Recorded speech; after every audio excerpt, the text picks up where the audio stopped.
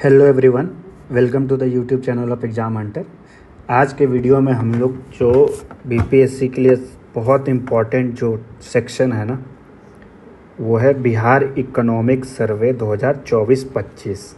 ठीक है, इससे अगर आप देखोगे पास्ट ईयर के जो क्वेश्चंस पेपर्स हैं तो वहाँ पर आपको बहुत सारे क्वेश्चंस, लगभग ऑन एन एवरेज 4 से 5 क्वेश्चंस है ना, आपको बिहार इकोनॉमिक सर्वे से होता ही होता है। ठीक है, तो हम लोग आज के वीडियो में है ना बिहार आर्थिक सर्वेक्षण को 2024-25 को हम लोग चैप्टर वाइज डिटेल में डिस्कस करेंगे। एक एक जो फैक्ट्स है, सारे फैक्ट्स को, एक एक जो ट्रेंड है, किस सेक्टर में पैसा आया, किस इंडस्ट्री में सबसे ज़्यादा पैसा आया, कहाँ पे कौन सा चीज़ सबसे ज़्यादा उपजाया जाता है, हर एक चीज़ जो है ना इस इकोनॉमिक सर्वे में आपको 14 चैप्टर्स, सारे चैप्टर वाइज हम लोग हर एक फैक्ट्स को है ना सेग्रीगेट किए हैं। वो सारा चीज़ हम आपके साथ डिस्कस करेंगे आज के वीडियो में। ठीक है, उससे पहले हम आपके साथ एक जानकारी साझा करना चाहेंगे कि हम लोग का है ना एक करेंट अफेयर्स का MCQ बैच चल रहा है, जिसका कॉस्ट आपको 99 रुपीज़ है, जिसमें आपको 1000+ MCQs मिलेगा क्वेश्चन प्रैक्टिस के लिए, जो कि आपको मंथ वाइज मिलेगा। उन्हीं सारे 1000+ क्वेश्चंस का है ना आपको क्विज बोर्ड भी मिलेगा। क्विज बोर्ड का बेनिफिट ये होता है ना कि आपको PDF के कंपैरिजन में है ना, इससे आपको प्रैक्टिस करना है ना ज़्यादा आसान होता है। आप कहीं जा रहे हो ऑटो में या खाना खा रहे हो, तो आप वो सारा काम करते हुए भी ना क्वेश्चंस को आप आराम से प्रैक्टिस कर लोगे। ठीक है, तो इसलिए हम आपको क्विज बोर्ड के फॉर्म में ये हम आपको करंट अफेयर्स को करवा रहे हैं। ठीक है, उसके साथ साथ आपको है ना जो अभी जो हम इकोनॉमिक सर्वे आपको कराएंगे, उसके बाद आपको है ना आपको हम कल या परसों में बिहार का बजट भी पूरा डिटेल में कराएंगे। ठीक है, उसका यूनियन बजट हो गया, तो इन सारे बजट्स का है ना बजट और इकोनॉमिक सर्वे का आपको डिटेल्ड PDF, वो PDF कितना डिटेल्ड है ना, आगे जब हम आपके साथ कंटेंट डिस्कस करेंगे ना आपको खुद पता लग जाएगा। ठीक है, इसके बाहर कुछ नहीं आने वाला है। ठीक है, तो ये बजट इकोनॉमिक सर्वे का जो डिटेल्ड PDF है वो भी आपको इस 99 रुपीज़ में मिलेगा। उसके साथ साथ आपको इन सारे बजट इकोनॉमिक सर्वे के लिए जो क्वेश्चन है प्रैक्टिस के लिए, वो भी आपको इस 99 रुपीज़ के कोर्स में मिलेगा। ठीक है, तो आप लोग हमारे टेलीग्राम चैनल जो आपको डिस्क्रिप्शन बॉक्स में मिल जाएगा, उसके थ्रू आप हमारे थ्रू जुड़ सकते हो और इस कोर्स का आप लाभ ले सकते हो, जिसका दाम है आपको, जिसका कॉस्ट है आपको सिर्फ 99 रुपीज़। ठीक है, और हमारा आपको कॉन्टैक्ट नंबर भी ये है। ठीक है, 9113437489, आप इससे भी आप हम पे कांटेक्ट कर सकते हो। ठीक है, तो चलिए आज का सेशन शुरू करते हैं। देखिए, सबसे पहले बिहार इकोनॉमिक सर्वे का जो बेसिक जानकारी आपको जानना चाहिए कि बिहार इकोनॉमिक सर्वे 2024-25 किसने प्रेजेंट किया, कब प्रेजेंट किया। तो बिहार के जो डिप्टी चीफ मिनिस्टर, जो कि आपको बिहार के वित्त मंत्री भी हैं, उन्होंने 28 फरवरी 2025 को, कब 28 फरवरी 2025 को, 28 फरवरी, देखिए हिंदी इंग्लिश दोनों में है। ठीक है, जैसा कि आप लोग ने पिछले वीडियोस में कमेंट किया था, इसलिए हमने हिंदी इंग्लिश दोनों में इसको आज कंपाइल किया हुआ है। ठीक है, देखिए यहाँ पर तो बिहार इकोनॉमिक सर्वे 2024-25 कब प्रेजेंट किया गया, 28 फरवरी 2025 को।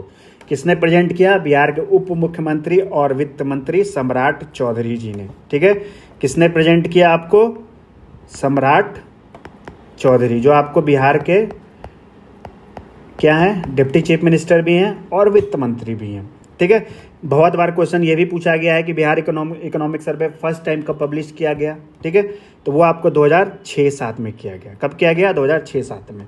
और ये बिहार का 19वां इकोनॉमिक सर्वे है।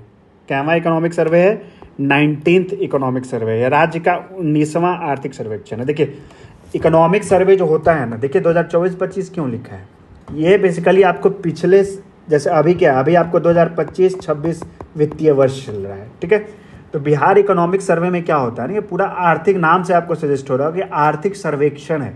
मतलब पिछले साल आपका जो इकोनॉमी है, चाहे वो सेंट्रल का हो, चाहे वो बिहार का हो। ठीक है ना, तो हम लोग आज बिहार इकोनॉमिक सर्वे कर रहे हैं, तो मतलब इस आर्थिक सर्वेक्षण में होता ये है ना कि पिछले साल का जो भी आपको आर्थिक जो ब्यौरा होता है ना, सरकार उसको जनता के सामने उसको प्रस्तुत करती है, उसको मुहैया कराती है जनता को। ठीक है, तो बजट क्या होता है, बजट आपको करंट वित्तीय वर्ष का एस्टीमेट होता है। जैसे अभी क्या 2025-26 है, तो 2025-26 का आपको बजट आया। लेकिन इकोनॉमिक सर्वे क्या होता है ना, आपको एक साल पीछे का आपको डेटा देता है। ठीक है, नाम से सजेस्ट हो रहा होगा कि पूरा आर्थिक जो भी गतिविधि हुआ है ना आपके यहाँ, उसका वो आपको एक विवरण देता है, उसका एक ब्यौरा देता है। ठीक है, तो ये बिहार इकोनॉमिक सर्वे का जो बेसिक है, जो इन्फॉर्मेशन आपको जानना चाहिए जिससे कभी कभी क्वेश्चंस पूछे गए, वो हमने आपके साथ शेयर किया। ठीक है, अब आते हैं पहले चैप्टर पे। तो देखिए पहला चैप्टर है बिहार का इकोनॉमी, बिहार का अर्थव्यवस्था एक अवलोकन। ठीक है, तो सबसे पहले आपको बिहार का जो ग्रॉस स्टेट डोमेस्टिक प्रोडक्ट है और उसका ग्रोथ रेट, मतलब बिहार का सकल राज्य घरेलू उत्पाद जीएसडीपी जिसको बोलते हैं, और विकास दर। ठीक है, इससे क्वेश्चन पूछा गया। तो देखिए इसमें दो चीज़ होता है, एक होता है करंट प्राइस। ठीक है, क्या होता है, एक होता है करंट प्राइस मतलब वर्तमान मूल्य। ठीक है, और दूसरा होता है कांस्टेंट प्राइस। ठीक है, दूसरा होता है कांस्टेंट प्राइस। तो कांस्टेंट प्राइस में क्या होता है ना, इसमें आपको मेनली जो आपका इकोनॉमी का जो परफॉर्मेंस है ना, उसको इन्फ्लेशन मतलब मुद्रास्फीति जिसको कहते हैं, उसके साथ एडजस्ट करने के बाद जो आपका आउटकम निकलता है ना, उसको ग्रॉस स्टेट डोमेस्टिक प्रोडक्ट मतलब सकल राज्य घरेलू उत्पाद एट कांस्टेंट प्राइस बोलते हैं। मतलब सकल राज्य घरेलू उत्पाद स्थिर मूल्य पे। ठीक है, तो दो मूल्य होता है, एक वर्तमान मूल्य होता है जो आपका अभी का जो रेट है, ठीक है, उसके अकॉर्डिंग होता है, दूसरा होता है कांस्टेंट रेट। ठीक है, तो जो कांस्टेंट रेट होता है ना, वो आपको मेनली आपकी अर्थव्यवस्था का एक ट्रू पिक्चर देता है। ठीक है, क्योंकि उसमें क्या होता है कि आप इन्फ्लेशन से एडजस्ट करके आपका जो अर्थव्यवस्था का जो ग्रोथ है, जो वृद्धि दर है, या आपका क्या एक्चुअल में आपका ग्रॉस स्टेट डोमेस्टिक प्रोडक्ट है, उसके बारे में आपको पता लगता है। ठीक है, तो ये आपका दोनों चीज़ में डिफरेंस होता है, जीएसडीपी एट करंट प्राइस और जीएसडीपी एट कांस्टेंट प्राइस। ठीक है, वर्तमान मूल्य पे और स्थिर मूल्य पे। ठीक है, तो देखिए बिहार का जो ग्रॉस स्टेट डोमेस्टिक प्रोडक्ट है, जो सकल राज्य घरेलू उत्पाद है 2023-24 के लिए, ठीक है, किसके लिए, 2023-24 के लिए, करंट प्राइस पे वर्तमान मूल्य पे कितना है, 8,54,429 रुपये। ठीक है, कितना है, सकल राज्य घरेलू उत्पाद वर्तमान मूल्य पे 8,54,429 रुपये। ठीक है, दूसरा आता है gross state domestic product 2023-24 at constant price. ठीक है, कांस्टेंट प्राइस, बिहार का सकल राज्य घरेलू उत्पाद स्थिर मूल्यों पे कितना है आपको, 4,64,540 करोड़। कितना है आपको, 4,64,540 करोड़। ठीक है, अब ग्रोथ हम आपके साथ बिहार का ग्रॉस स्टेट डोमेस्टिक प्रोडक्ट सकल राज्य घरेलू उत्पाद क्या है, दोनों मूल्य पे, करंट प्राइस पे और कांस्टेंट प्राइस पे, दोनों आपको याद रखना पड़ेगा, क्वेश्चन आपको किसी से भी पूछा जा सकता है। ठीक है, अब आता है ग्रोथ रेट क्या है, वृद्धि दर क्या है। ठीक है ना, तो इसमें भी दोनों रेट होगा। ठीक है, कांस्टेंट पे भी होगा, स्थिर मूल्य पे भी होगा, करंट प्राइस पे भी होगा, वर्तमान मूल्य पे भी होगा। ठीक है, तो देखिए करंट प्राइस पे, करंट प्राइस क्या है, ऑब्वियसली ज़्यादा होगा, है ना, क्योंकि वो वर्तमान मूल्य पे है ना। तो करंट प्राइस पे जो आपका बिहार का जो 2023-24 का जो आर्थिक वृद्धि दर रहा है, वो आपको कितना रहा है, 14.5%। कितना रहा है, 14.5%। ठीक है, कितना रहा है, 14.5%। ठीक है, ये सब बहुत इंपॉर्टेंट डेटा है, इससे क्वेश्चंस पूछे गए हैं, इसलिए इस पर हम थोड़ा टाइम लगा रहे हैं आप लोगों को समझाने के लिए। ठीक है, अब आता है कांस्टेंट प्राइस स्थिर मूल्य पे। ठीक है, वो कितना है, 9.2%। कितना है, 9.2%, 9.2% स्थिर मूल्य पे। ठीक है, 14.5% वर्तमान मूल्य पे, 9.2% आपको स्थिर मूल्य पे। ठीक है, तो ये आपका बिहार का जो ग्रॉस स्टेट डोमेस्टिक प्रोडक्ट है उसका ग्रोथ रेट है, उसको हमने डिस्कस किया। अगला देखिए, ठीक है, उसके बाद देखिए ये जो बिहार का जो आपको वर्तमान मूल्य पे जो हम ग्रोथ रेट बताए हैं, ठीक है, क्या 9.2% बताए हैं ना, ठीक है ना, तो ये बिहार का जो 9.2% जो ग्रोथ रेट है ना, ठीक है, ये आपको भारत के जितने भी राज्य हैं, ठीक है, उसमें अगर वृद्धि दर के रैंकिंग को अगर हम लोग बात करेंगे ना, तो बिहार उसमें तीसरे नंबर पे है। कितने नंबर पर है, बिहार आपको तीसरे नंबर पे है। वर्ष 2023-24 में बिहार की अर्थव्यवस्था की वृद्धि दर 9.2% है, जो देश के सभी राज्यों में बिहार को तीसरे स्थान पर रखती है। ठीक है, तो रैंकिंग अगर पूछे आपको कांस्टेंट प्राइस पे जो 9.2% है, तो बिहार का रैंकिंग ओवरऑल कितना हो जाएगा, आपको थर्ड नंबर पे हो जाएगा। ठीक है, और आपको एक ट्रेंड भी आपको जानना चाहिए कि 2011 से 12, ठीक है, 2023-24 ये 12 साल के बीच में है ना, बिहार का जो एवरेज ग्रोथ रेट रहा है ना, औसतन जो वार्षिक ग्रोथ रेट रहा है वो आपको 10.9% रहा है। ठीक है, कितना रहा है आपको? 10.9% रहा है। ठीक है, अगर आपसे पूछ दे, दो चीज़ है, ये क्या है? 10.9% का एक एवरेज ग्रोथ रेट है, औसत ग्रोथ रेट है बिहार का। ठीक है, पिछले 12 साल का। लेकिन अगर आपसे स्टेटमेंट में ये पूछ दे कि क्या 12 साल से लगातार बिहार का आपको वृद्धि दर डबल डिजिट में रहा है, तो उसका स्टेटमेंट गलत हो जाएगा। ठीक है, औसत अलग चीज़ होता है जो आप जानते होंगे। ठीक है, और हम स्टेटमेंट आपको क्या बता रहे हैं कि पिछले 12 साल से लगातार ऐसा हुआ है, तो लगातार ऐसा नहीं हुआ है। उसके लिए आपको कोविड के समय को आपको ध्यान रखना पड़ेगा। ठीक है, कोविड के समय में क्या है, सारे जगह का अर्थव्यवस्था चौपट हुआ था, तो ऑब्वियसली बिहार का भी हुआ होगा, है ना। तो वो जो 2-3 साल का पीरियड था उसमें जो बिहार का ग्रोथ रेट था वो क्या था? आपको सिंगल डिजिट में था। ठीक है, तो एवरेज ग्रोथ रेट बोलेगा तो वो आपको डबल डिजिट में रहा है। ठीक है, लेकिन अगर आपको ट्रेंड में स्टेटमेंट ये पूछ दे कि पिछले 12 साल से लगातार हर साल बिहार का आपको ग्रोथ रेट डबल डिजिट में रहा है, तो उसका आंसर क्या हो जाएगा? नहीं हो जाएगा। ठीक है, तो ये आपको एक ट्रेंड हो गया। ठीक है, अगला देखिए।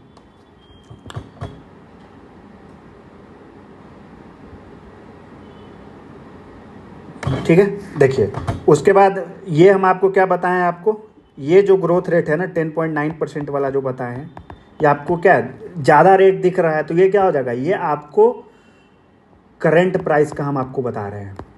ठीक है ना, तो पिछले 10 साल में, मतलब पिछले 12 साल में करंट प्राइस पे, वर्तमान मूल्य पे, ठीक है, जो ग्रोथ रेट रहा है बिहार का ऑन एवरेज लगभग 10.9% रहा है। ठीक है, अब आता है सवाल कांस्टेंट प्राइस पे कितना रहा है। ठीक है ना, स्थिर मूल्यों पे पिछले 12 साल में एवरेज एनुअल ग्रोथ रेट कितना रहा है, तो वो आपका 5.4% रहा है। कितना रहा है? 5.4% रहा है। ठीक है, अगर आपको स्थिर मूल्य पे अगर पूछे एवरेज एनुअल ग्रोथ रेट, वार्षिक विकास दर, ठीक है, वार्षिक औसतन विकास दर पिछले 12 साल का, तो वो कितना है? 5.4% है। किस पे है आपको? ये आपको कांस्टेंट प्राइस पे, स्थिर मूल्य पे। ठीक है, पीछे जो 10.9% हम डिस्कस किए हैं वो क्या है? करेंट प्राइस पे। ठीक है, ये दोनों क्या है? आपको एवरेज एनुअल ग्रोथ रेट है, कंफ्यूज नहीं होइएगा। ठीक है, क्या है? एवरेज एनुअल ग्रोथ रेट है। ठीक है, हम बार बार आपको बता रहे हैं, स्टेटमेंट अगर पूछे कि पिछले 12 साल से लगातार डबल डिजिट में आपका बिहार का ग्रोथ रेट रहा है एट करेंट प्राइस, तो उसका आंसर हो जाएगा नहीं। ठीक है, अगर एवरेज एनुअल ग्रोथ रेट बोलता है डबल डिजिट में रहा है, तो उसका आंसर हो जाएगा सही। ठीक है, अब एक कॉन्सेप्ट है ग्रॉस फिक्स्ड कैपिटल फॉर्मेशन। ठीक है, तो जो gross fixed capital formation Bihar का 2023-24 में था, वो कितना था आपको?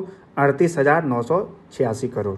ठीक है, पर सकल अस्थाई पूंजी निर्माण 2023-24 में कितना रहा है? 38,986 करोड़। ठीक है, बस आपको डेटा याद रखना है। Gross fixed capital formation current price पे कितना रहा है 2023-24 में? 38,986 करोड़। ठीक है, अगला देखिए, बिहार का net state domestic product for the year 2023-24। ठीक है, दो पीछे हम आपको क्या बताएं? ग्रॉस बताएं। ठीक है, सकल बताएं। ये क्या है? नेट है। नेट मतलब शुद्ध राज्य घरेलू उत्पाद। ठीक है ना, तो जो ग्रॉस और नेट के बीच में डिफरेंस क्या होता है ना, कि ग्रॉस आपका ओवरऑल हो गया। ठीक है, नेट जब स्टेट डोमेस्टिक प्रोडक्ट की बात करते हैं ना, तो उसका मतलब हो गया कि जो भी आपका एसेट है, ठीक है ना, उसमें जो डेप्रिसिएशन होता है, क्या होता है? डेप्रिसिएशन। जैसे आप कोई भी मशीनरी यूज करते हो या कुछ भी, जैसे आप कार चला रहे हो, बाइक चला रहे हो, तो क्या है? Over a period of time, एक समय के बाद क्या होता है? उसका कॉस्ट, उसका जो क्या होता है, वो एसेट होता है आपका डिप्रिशिएट होता है, उसका वैल्यू क्या होता है? आपको डाउन होता है।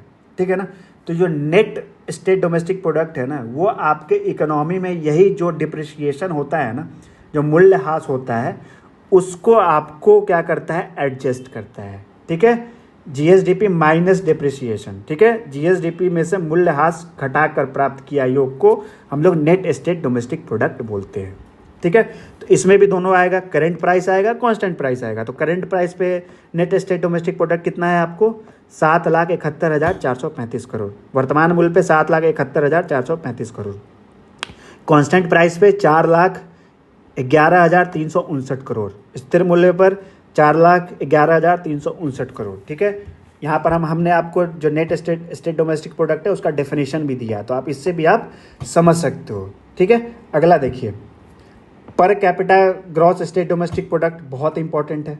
ठीक है, प्रति व्यक्ति आपका कितना सकल राज्य घरेलू उत्पाद है ना। तो इसमें भी दोनों चीज़ हो जाएगा, करंट प्राइस हो जाएगा, कांस्टेंट प्राइस हो जाएगा। तो करंट प्राइस पे कितना रहा है, हिंदी में भी लिखा होगा, आप उससे भी आप देख सकते हो। ठीक है, करंट प्राइस पे कितना रहा है, वर्तमान मूल्य पे कितना रहा है, 66,888 करोड़, सॉरी 66,828 रुपये। ठीक है, तो बिहार का आप स्थिति देखिए कि बिहार का जो एवरेज, जो औसतन एक व्यक्ति पे जो आपको अर्न करता है, ठीक है, या उसके पास जो पैसे होने चाहिए, ठीक है, वो आपको सिर्फ 66,828 रुपये हैं। ठीक है, जो आपको महीने का लगभग 6,000 भी नहीं होता है। ठीक है, ये बिहार की स्थिति को दर्शा रहा है। ठीक है, तो बिहार का करंट प्राइस पे कितना रहा है, 66,828 रुपये। ठीक है, बिहार का per capita cross state domestic product. ठीक है, और ये पिछले साल से इसमें 12.8% का वृद्धि देखा गया है। अगर हम कांस्टेंट प्राइस पे देखेंगे, जो इन्फ्लेशन को एडजस्ट करके लाया जाता है, तो वो उसमें आपको 36,333 रुपये, कितने, 36,333 रुपये, जो पिछले साल से आपको कितना वृद्धि हुआ है, 7.6%। ठीक है, बहुत इंपॉर्टेंट है, वेरी इंपॉर्टेंट, ये आपको दोनों डेटा याद रहना चाहिए। ठीक है, करंट प्राइस पे 66,828 रुपये, ठीक है, कांस्टेंट प्राइस पे 36,333 रुपये। ठीक है, उसके बाद देखिए बिहार का per capita net state domestic product, Bihar का प्रति व्यक्ति शुद्ध राज्य घरेलू उत्पाद। ठीक है, तो उसमें आपको करंट प्राइस पे कितना हो जाएगा, ठीक है, वो आपका जो बिहार का जो नेट स्टेट डोमेस्टिक प्रोडक्ट है वो आपका है 32,174 रुपये। ठीक है, ये आपको कांस्टेंट प्राइस पे ही है, डेटा जो है आपको बिहार इकोनॉमिक सर्वे में आपको सिर्फ कांस्टेंट प्राइस पे दिया हुआ है। ठीक है, तो कांस्टेंट प्राइस पे per capita net state domestic product Bihar का कितना है, 32,174 रुपये। ठीक है, और ये आपको अगर पूछा जाए, क्योंकि इकोनॉमिक सर्वे में डेटा दिया हुआ है आपको कि किस राज्य का सबसे ज़्यादा highest per capita net state domestic product रहा है, तो वो है आपको कर्नाटक।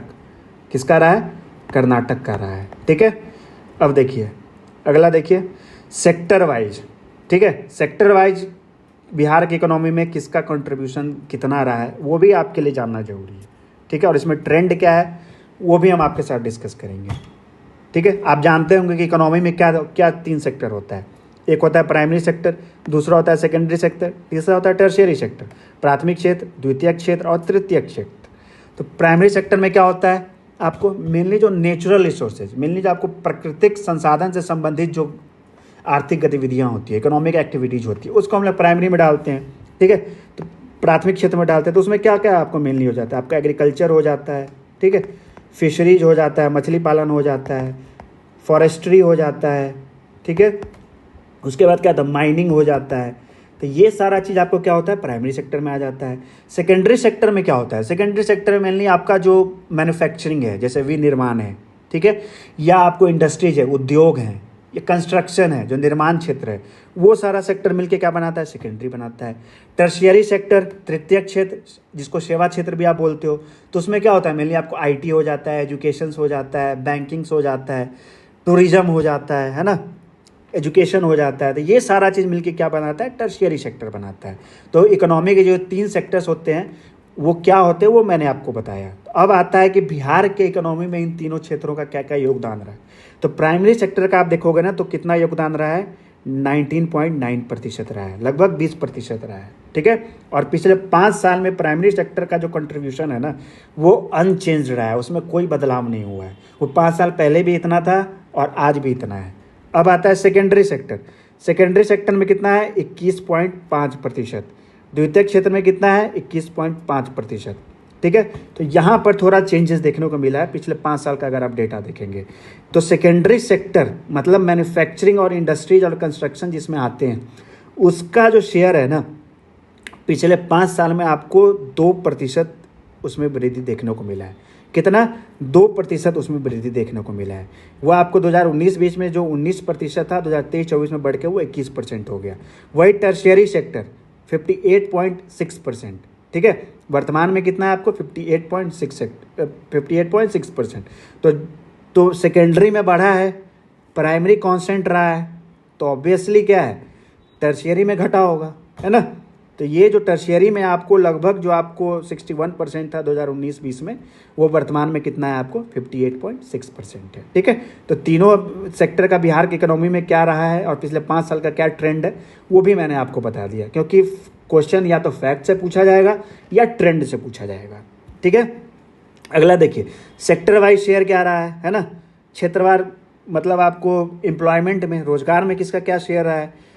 तो आप जानते होंगे कि बिहार में क्या होता है, मैक्सिमम जो बिहार में क्या मतलब जो नेशनल जो फिनोमेना है उसमें भी क्या देखने को मिलता है कि मैक्सिमम जो रोजगार जो क्षेत्र देती है वो क्या है, प्राइमरी सेक्टर है, ठीक है। तो यहाँ भी आपको वही है, प्राइमरी सेक्टर में आपको लगभग 54.2% बिहार की आबादी काम करती है, सेकेंडरी सेक्टर में आपको 23.6% करती है और तृतीय क्षेत्र में आपको 22.2% करती है, ठीक है। अब आता है कि मोस्ट प्रॉस्परस डिस्ट्रिक्ट बिहार का कौन सा है। बिहार का सबसे समृद्ध जिला 3 कौन से हैं, ठीक है, in terms of gross district domestic product, ठीक है, सकल जिला घरेलू उत्पाद के संदर्भ में। तो पहला हो जाएगा पटना, ठीक है, पटना के बाद है बेगूसराय, बेगूसराय के बाद क्या है, मुंगेर, ठीक है।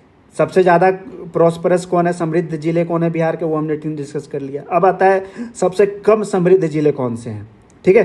तो सबसे पहले आएगा शिवहर, ठीक है, उसके बाद आएगा सीतामढ़ी, तीसरे नंबर पे क्या आ जाएगा, अररिया, ठीक है। प्रॉस्परस डिस्कस कर लिया, लिस्ट प्रॉस्परस डिस्कस कर लिया, तीनों सेक्टर का बिहार में कौन सा सेक्टर में सबसे ज़्यादा लोग काम करते हैं, वो सारा चीज़ हमने डिस्कस कर लिया। अगला देखिए, ठीक है। तो ये आपका चैप्टर 1 का जितना भी इंपॉर्टेंट फैक्ट्स है वो हमने आपके साथ डिस्कस किया, ठीक है। अगला देखिए, चैप्टर 2 बिहार का स्टेट फाइनेंसेस, ठीक है। तो देखिए टोटल एक्सपेंडिचर 2023-24 में बिहार सरकार का कितना रहा है, 2,52,082 करोड़ रुपए, ठीक है। उसमें रेवेन्यू एक्सपेंडिचर कितना रहा, 1,90,514 करोड़। कैपिटल एक्सपेंडिचर कितना रहा, 61,568 करोड़, ठीक है। रेवेन्यू अकाउंट में सरप्लस देखा गया, ठीक है, कितना सरप्लस देखा गया, 2833 करोड़ रुपए, ठीक है, 2833 करोड़ रुपए, जो राज्य के ग्रॉस स्टेट डोमेस्टिक प्रोडक्ट का कितना हो जाता है, 0.3% हो जाता है, ठीक है। ये आपको बहुत इंपॉर्टेंट फैक्ट हो जाता है जिससे क्वेश्चन पूछा जाता है कि ग्रॉस फिस्कल डेफिसिट कितना है, ठीक है। राज्य का जो आपको फिस्कल डेफिसिट है, वित्त कोषीय जो घाटा है, वो कितना रहा है 2023-24 में, वो आपको 35,660 करोड़, ठीक है। वो अगर आप बिहार के ग्रॉस स्टेट डोमेस्टिक प्रोडक्ट में उसका रेशियो निकालिएगा तो कितना हो जाएगा, 4.2% हो जाएगा, ठीक है। कितना हो जाएगा, 4.22%, ठीक है, 4.2%, ठीक है। बिहार का ग्रॉस फिस्कल डेफिसिट 2023-24 में कितना रहा है, 4.2%। कैपिटल अकाउंट क्या था, सरप्लस था, कितना था, 0.2% है gross state domestic product. Bihar पे टोटल कर्ज कितना है आज के 2023-24 के डेटा के अनुसार, वो आपको है 3,32,741 करोड़, ठीक है। बिहार सरकार पर टोटल कर्ज कितना है, 3,32,741 करोड़, ठीक है।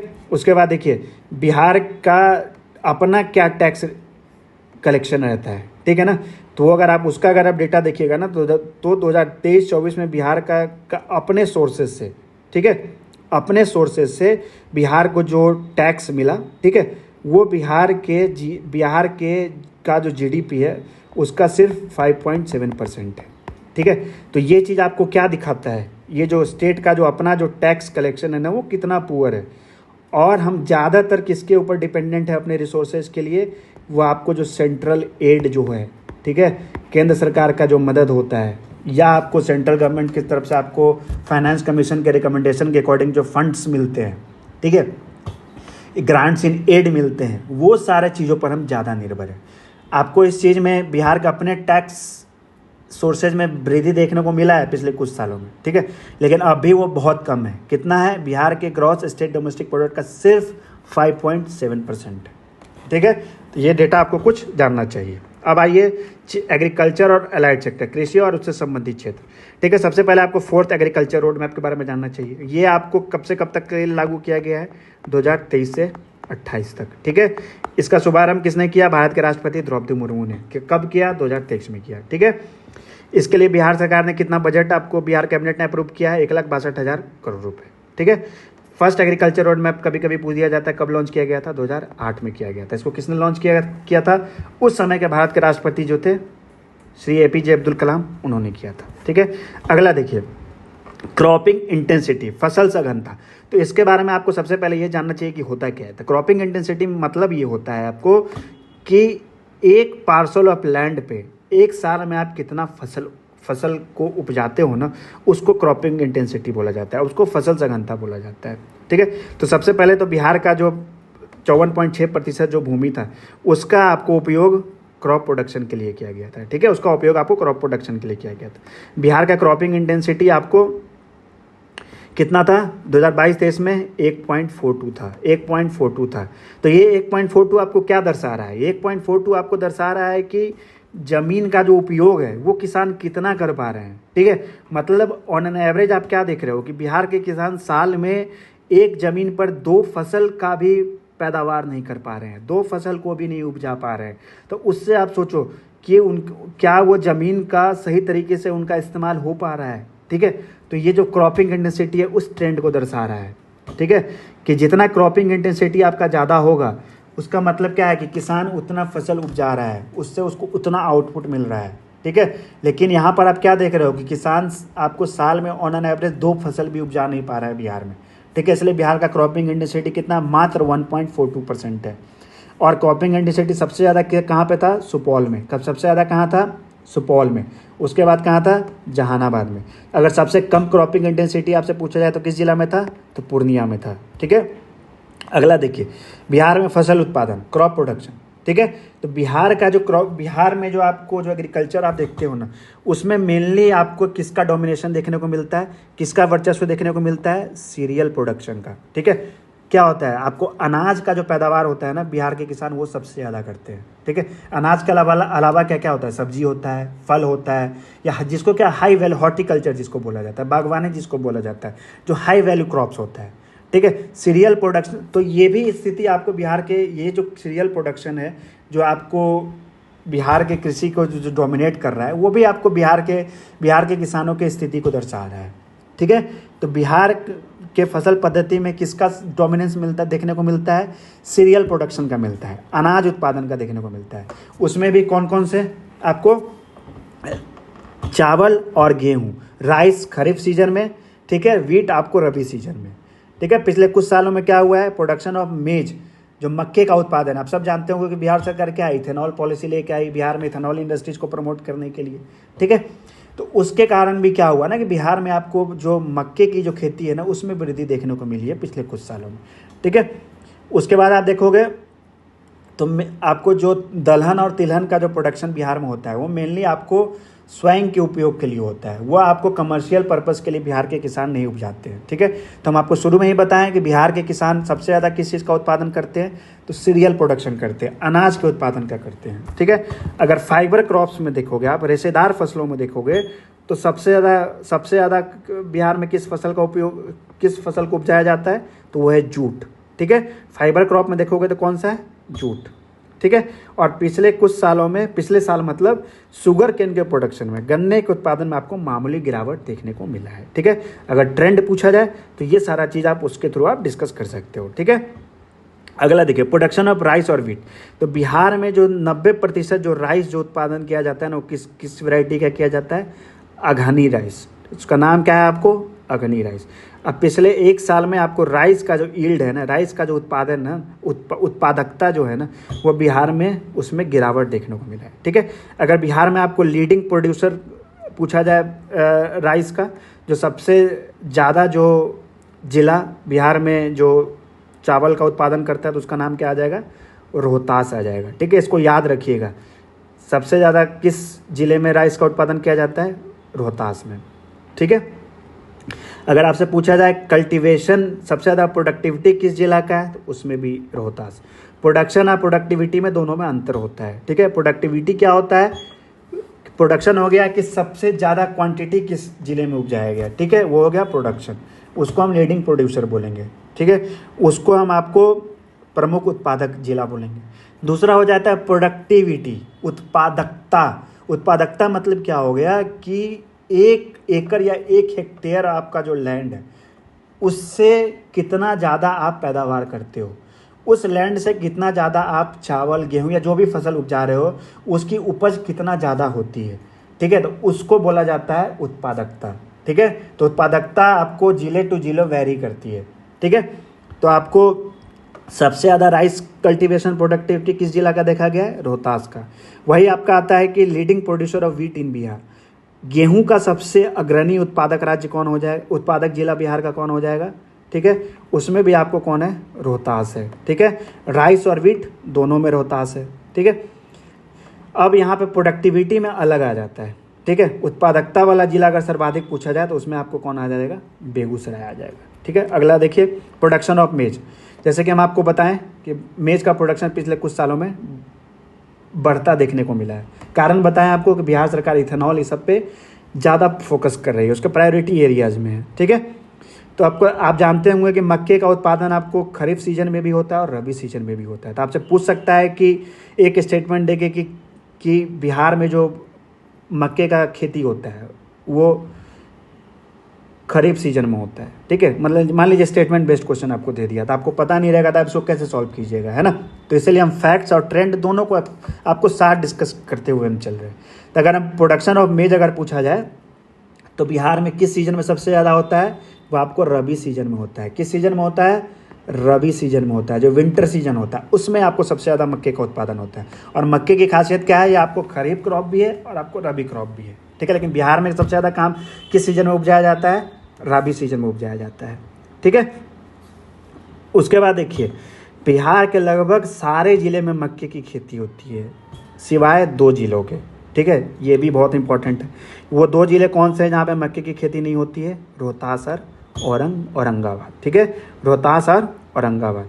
और जो आपको सीमांचल के जो 4 जिले हैं ना, वो मेनली हब है मक्के के खेती का, ठीक है। इसलिए आप देखोगे कि लगभग 53% जो आपको मक्के का उत्पादन बिहार का है ना, वो आपको जो सीमांचल के ज़िले हैं उन्हीं में देखने को मिल रहा है। उसमें कौन कौन से ज़िले हैं? पूर्णिया हो गया, अररिया हो गया, कटिहार हो गया, किशनगंज हो गया, ठीक है। उसके बाद देखिए, अगर इस ठीक इसी तरीके से आपको लीडिंग प्रोड्यूसर पूछा जाए कि सबसे ज़्यादा मक्के का उत्पादन किस ज़िले में होता है, तो वो आपको हो जाएगा पूर्णिया। प्रोडक्टिविटी पूछा जाए तो वो हो जाएगा आपको किशनगंज, ठीक है।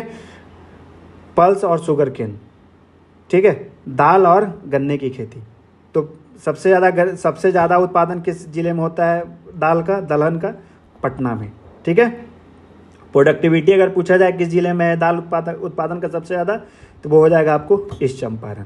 अगर आपको शुगर केन का सबसे बड़ा प्रोड्यूसर जिला पूछा जाए तो वो कौन हो जाएगा? पूर्वी चंपारण, ईस्ट चंपारण, ठीक है।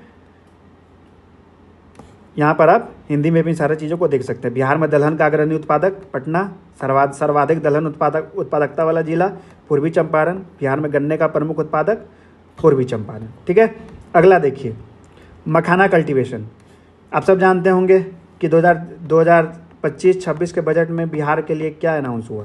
नेशनल मखाना बोर्ड का अनाउंसमेंट हुआ, ठीक है। तो इसलिए मखाना कल्टीवेशन आपके लिए प्रीलिम्स के लिए बहुत इंपॉर्टेंट हो जाता है। उसके लिए आपको बिहार इकोनॉमिक सर्वे में भी कुछ फैक्ट्स दिया हुआ है, ठीक है। तो सबसे पहले भारत का जो टोटल जो मखाना का प्रोडक्शन होता है ना, उसका 85% हिस्सा आपको कहाँ से आता है? बिहार से आता है, ठीक है। और लगभग 10 ज़िले बिहार के इसमें आपको मखाने के उत्पादन में काम करते हैं, ठीक है। लगभग 10 जिले के किसान आपको मखाना कल्टीवेशन में इन्वॉल्व है। उसका नाम क्या क्या है? दरभंगा, मधुबनी, सहरसा, मधेपुरा, अररिया, पूर्णिया, कटिहार, किशनगंज, खगड़िया और सुपौल, ठीक है। आप सब जानते होंगे कि मखाना क्या है? आपको वाटर इंटेंसिव होता है, ठीक है। पानी में इसकी खेती होती है। तो स्वाभाविक सा बात है, ये आप 10 जिला जो देख रहे हो कहाँ कहाँ स्थित है? सारे नॉर्थ बिहार में है ना। और मेनली आपको यहाँ पर देखोगे तो इस 10 में भी आपको मेनली आपको ये मिथिलांचल और सीमांचल वाला एरिया है, वही सारा एरिया है, ठीक है। तो 85% जो मखाने का उत्पादन है वो कहाँ से होता है? बिहार से होता है, ठीक है। उसके बाद देखिए, मखाना को क्या है, आपको मिथिला मखाना को क्या है? जीआई टैग भी मिला हुआ है, वो भी आप जानते होंगे, ठीक है। उसके बाद आपसे पूछा जा सकता है कि नेशनल रिसर्च सेंटर ऑफ मखाना कहाँ लोकेटेड है? वो दरभंगा दे देगा, मधुबनी दे देगा, आप दोनों में कन्फ्यूज हो जाइएगा कि दोनों में से कहाँ लोकेटेड है ना। तो नेशनल रिसर्च सेंटर ऑफ मखाना, राष्ट्रीय मखाना अनुसंधान केंद्र कहाँ स्थित है? आपको ये आपको दरभंगा में स्थित है, ठीक है। और वन डिस्ट्रिक्ट वन प्रोडक्ट के तहत भी आपको मखाना को रिकॉग्निशन दिया गया है। ठीक है, अगला देखिए, टी प्रोडक्शन, चाय उत्पादन। बिहार में आपको सबसे ज़्यादा चाय उत्पादन कहाँ होता है? किशनगंज में होता है। ठीक है, तो बिहार सरकार इसके लिए आपको किशनगंज में चाय के खेती को प्रमोट करने के लिए चाय विकास योजना का शुरुआत किया है। ठीक है, जिसमें आपको मौजूदा चाय बागानों को 50% सब्सिडी दिया जाएगा। ठीक है, और बिहार में आपको चाय टी इंडस्ट्री को प्रमोट करने के लिए, ठीक है, centre of excellence for T, ठीक है, एक चाय उत्कृष्टता केंद्र को स्थापित करने का भी प्रस्ताव है। वो कहाँ पे किया जाएगा? वो आपको किशनगंज में ही किया जाएगा। ठीक है, अगला देखिए, हॉर्टिकल्चर, बागवानी। बागवानी में अगर आप देखिएगा तो फ्रूट में अगर आप देखिएगा तो सबसे ज़्यादा एरिया वाइज अगर किस फल का आपके यहाँ बिहार के किसान उत्पादन करते हैं तो वो आपको हो जाएगा मैंगो। ठीक है, सबसे ज़्यादा एरिया में जिस हॉर्टिकल्चर क्रॉप्स का, जिस फसल का, मतलब जिस फल का खेती होता है बिहार में, वो कौन है? मैंगो है। ठीक है, मैंगो के बाद क्या है? बनाना है। ठीक है, अगर वेजिटेबल में, अगर आप जैसे फ्रूट में मैंगो हो गया, अगर वेजिटेबल में पूछा जाए तो वो कौन सा हो जाएगा? पोटैटो, आलू। आपका हमारा सबका फेवरेट जो वेजिटेबल है, पोटैटो। ठीक है, सबसे ज़्यादा वेजिटेबल, सबसे ज़्यादा आपको वेजिटेबल में किस क्रॉप का आपको सबसे ज़्यादा एरिया में कल्टीवेशन किया जाता है? पोटैटो का। ठीक है, अगर बनाना का लीडिंग प्रोड्यूसर आपसे पूछा जाए, केले का, तो कौन हो जाएगा? भागलपुर। ठीक है, अगर आपको गुआवा, अमरूद का सबसे लीडिंग प्रोड्यूसर पूछा जाए तो कौन हो जाएगा? रोहतास। अगर आपको आम का सबसे लीडिंग प्रोड्यूसर पूछा जाए तो वो कौन हो जाएगा? दरभंगा। अगर प्याज का सबसे बड़ा लीडिंग प्रोड्यूसर पूछा जाए तो कौन हो जाएगा? नालंदा। अगर आलू का पूछा जाए तो कौन हो जाएगा? पटना। ठीक है, अगला देखिए, पराग स्कीम, ये बहुत इंपॉर्टेंट है। ठीक है ना, ये आपको मेनली जो हनी प्रोडक्शन है ना बिहार में, ठीक है, उसको प्रमोट करने के लिए इस स्कीम को लाया गया है। ठीक है, जिसमें आपको जो नॉन SC ST प्रोड्यूसर्स हैं, किसान हैं, उनको 75% का सब्सिडी दिया जाएगा, और जो SC ST फार्मर्स हैं उनको 90% दिया जाएगा। तो पराग स्कीम किसके लिए है? आपको मधुमक्खी पालन और शहद उत्पादन से रिलेटेड। ठीक है, अगला देखिए, हॉर्टिकल्चर मार्केटिंग और एक्सपोर्ट के लिए है ना, आपको एक state of the art integrated pack house बनाया गया है। ठीक है, वो कहाँ पे बनाया गया है? मीठापुर, पटना, जहाँ पे आपको एग्रीकल्चर रिसर्च इंस्टीट्यूट है बिहार का। ठीक है, कहाँ पे? बागवानी विपणन एवं निर्यात के लिए कृषि अनुसंधान स्थान मीठापुर, पटना में एक अत्याधुनिक एकीकृत पैक हाउस का निर्माण किया गया है। ठीक है, centre of excellence for vegetables, सब्जियों के लिए उत्कृष्टता केंद्र कहाँ पे? चंदी, नालंदा डिस्ट्रिक्ट में। ठीक है, फल के लिए वैसे सेंटर ऑफ एक्सेलेंस कहाँ पे? देसारी, वैशाली डिस्ट्रिक्ट में। ठीक है, अगला देखिए, जो आपको वाटर रिसोर्स डिपार्टमेंट आपको जो कुछ पानी, किसानों तक पानी की पहुंच मुहैया हो सके, उसके लिए जो कुछ नया स्कीम्स लॉन्च किया उसके बारे में देख लीजिए। ईस्टर्न गंडक कैनाल सिस्टम, ठीक है, ये आपको कहाँ से ओरिजिनेट होगा? ये आपको वाल्मीकि नगर बैराज जो वेस्ट चंपारण में है वहाँ से ओरिजिनेट होगा। इसका टारगेट क्या है? 2025-26 तक इसको कंप्लीट करने का टारगेट है। ठीक है, गंगा वाटर सप्लाई स्कीम, इसके बारे में आप सब जानते होंगे। ठीक है, निर्किस पंप कैनल स्कीम, ठीक है, ये किस नदी पे इसका डेवलप किया जा रहा है? कर्मनासा रिवर पे। कहाँ पे किया जा रहा है? कर्मनासा रिवर पे। ठीक है, ये आपको क्या करेगा? ये बक्सर में आपको जो राजपुर ब्लॉक है ना, उसमें आपको इरिगेशन फैसिलिटी को आपको क्या करेगा? प्रमोट करेगा, उसको मजबूत करेगा। ठीक है, अगला देखिए, क्लाइमेट रिसिलियंट एग्रीकल्चर प्रोग्राम। ठीक है, क्लाइमेट रिसिलियंट एग्रीकल्चर प्रोग्राम, जलवायु अनुकूल कृषि कार्यक्रम, ये आपको कितने जिलों में इसको क्रियान्वित किया जा रहा है? ये आपको 30 जिलों में। ठीक है, कितने जिलों में किया जा रहा है? आपको 30 डिस्ट्रिक्ट में। और कब से कब तक का इसका इम्प्लीमेंटेशन पीरियड था? 2020-21 से लेकर 2024-25 तक। इसके लिए आपको सरकार ने 238.49 करोड़ रुपए फंड इसके लिए मुहैया बिहार सरकार ने कराया था। ठीक है, बिहार में अगर फर्टिलाइजर वाइज देखिएगा तो सबसे ज़्यादा किसका कंजम्पशन होता है, उपयोग होता है? यूरिया का होता है। ठीक है, जैविक कॉरिडोर योजना कितने जिले में बिहार के आपको लागू किया गया? 13 जिलों में। ठीक है, पान की खेती के लिए बिहार सरकार ने किन किन जिलों का आपको फाइनेंशियल असिस्टेंस प्रोवाइड किया, वित्तीय सहायता प्रदान किया? 6 जिलों को। 6 जिले के नाम क्या हैं? नालंदा, नवादा, गया, औरंगाबाद, शेखपुरा और वैशाली। ठीक है, इन 6 जिलों को बिहार सरकार ने पान की खेती के लिए आपको वित्तीय सहायता मुहैया कराया। ठीक है, फिश प्रोड्यूसिंग में आपको बिहार का सबसे टॉप जिला कौन है? वो आपको मधुबनी है। ठीक है, मधुबनी है। उसके बाद आपको दरभंगा और ईस्ट चंपारण का नंबर आता है। तो फिश में कौन सा सबसे टॉप जिला है? आपको मधुबनी है। तो ये आपका चैप्टर 3 का पूरा जो डेटा आपको एग्जाम के लिए जानना चाहिए वो सारा हमने आपके साथ डिस्कस कर लिया। ठीक है, अगला देखिए चैप्टर 4 इंटरप्राइज, उद्यम क्षेत्र। ठीक है, तो सेकेंडरी सेक्टर का आपको जो ग्रोथ रहा है वो आपको कितना रहा है, 9.2% रहा है। ठीक है, जैसे कि हम आपको पीछे क्या बताएं, कंस्ट्रक्शन सेक्टर में आपको इंडस्ट्रीज भी होता है, सॉरी सेकेंडरी सेक्टर में क्या होता है, आपको इंडस्ट्रीज भी होता है, मैन्युफैक्चरिंग भी होता है और कंस्ट्रक्शन सेक्टर भी होता है। ठीक है, तो बिहार में सेकेंडरी सेक्टर में अगर सबसे ज़्यादा कंट्रीब्यूशन आपको पूछा जाए किसका है, तो वो आपको कंस्ट्रक्शन सेक्टर का है। किसका है, कंस्ट्रक्शन सेंटर का है, कंस्ट्रक्शन सेंटर का है। ठीक है, निर्माण क्षेत्र का है। कितना है आपको, लगभग 50.2% है। ठीक है, लगभग 50.2% मैन्युफैक्चरिंग विनिर्माण का कितना है आपको सेकेंडरी सेक्टर में कंट्रीब्यूशन बिहार की इकोनॉमी में, 37% है। ठीक है, तो ये हम आपको सेकेंडरी सेक्टर में आपको कंस्ट्रक्शन का कितना कंट्रीब्यूशन है वो हम आपको बताएं। ठीक है, और मैन्युफैक्चरिंग का कितना कंट्रीब्यूशन है वो हम आपको बताएं। ठीक है, उसके बाद बिहार का contribution to GVA for entire country आपको सेकेंडरी सेक्टर में आपको कितना था, 0.7% था। ठीक है, अगर टॉप 3 स्टेट पूछा जाए जिनका GVA contribution rural market establishment में रहा है, वो 3 राज्य कौन कौन से हैं, उत्तर प्रदेश, बिहार और महाराष्ट्र। ठीक है, तो आपको जानना है यहाँ पे इंपॉर्टेंट ये है कि सेकेंडरी सेक्टर में आपको बिहार में सबसे ज़्यादा जो सेक्टर कंट्रीब्यूट करता है उसका नाम क्या है, कंस्ट्रक्शन सेंटर है। ठीक है, उसके बाद कौन सा है आपको, मैन्युफैक्चरिंग सेक्टर है।